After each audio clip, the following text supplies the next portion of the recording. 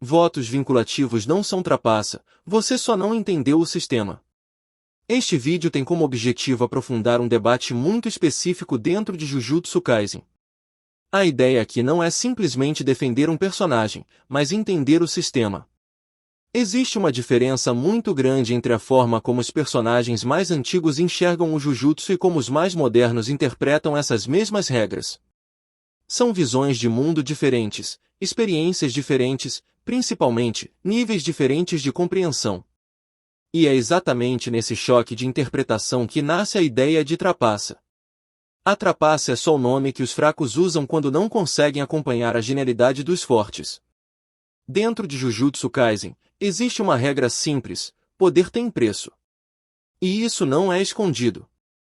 Já no capítulo 11, o próprio sistema deixa claro que os votos vinculativos não são exceção, eles são base. São acordos.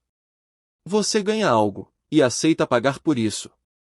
E diferente do que muitos pensam, isso não é exclusivo, não é raro e muito menos injusto. É acessível. Mas nem todos sabem usar. E é exatamente aqui que a diferença começa.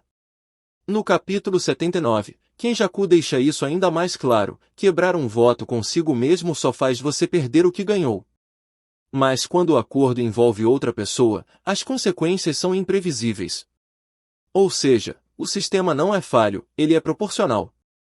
Isso aparece de forma prática ao longo da obra. No capítulo 23, Kento Nanami limita a própria energia durante o dia para ganhar mais depois. Se ele quebrasse esse voto, ele não perderia o poder, ele só perderia o benefício. Já no capítulo 134, Kazumi Miwa faz algo diferente. Ela não se limita, ela sacrifica. E o resultado é permanente. Então não existe trapaça. Existe risco, existe troca, existe consequência. E mesmo dentro dessas regras, ninguém está acima delas. Nem mesmo Sukuna.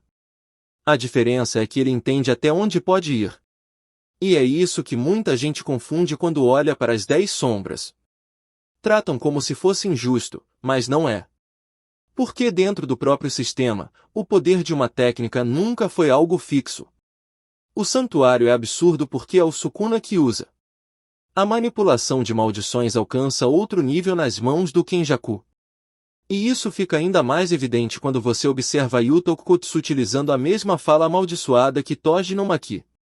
A técnica é a mesma, mas o resultado não é. Porque no Jujutsu, poder não é só habilidade.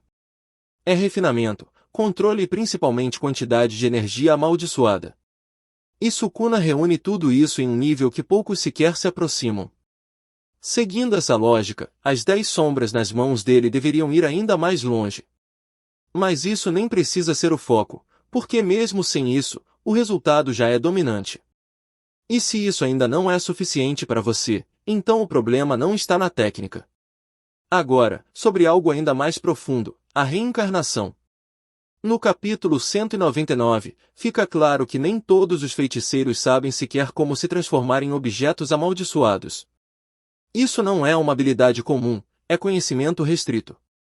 E no capítulo 228, durante a luta, Ana Kuruzu observa: ele aprendeu a fazer isso, observando Kenjaku.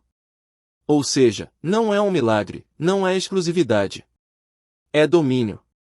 E isso conecta com outro ponto que muita gente ignora. Yuji Tadori nunca foi liberdade. Ele foi uma prisão, um limite constante. Para alcançar o que queria, Sukuna precisava sair. E quando ele finalmente assume um novo corpo, como mostrado no capítulo 213, isso não é sorte. É escolha, é estratégia. Ele não roubou nada. Ele usou exatamente aquilo que o sistema permite. E no fim, tudo se resume a isso: as regras sempre estiveram lá, as ferramentas sempre estiveram disponíveis. A diferença é que enquanto alguns seguem o sistema, outros aprendem a usá-lo até o limite. E quando alguém faz isso melhor do que todos os outros, isso não é trapaça. Nunca foi. Isso é domínio. Isso é controle. Isso é genialidade.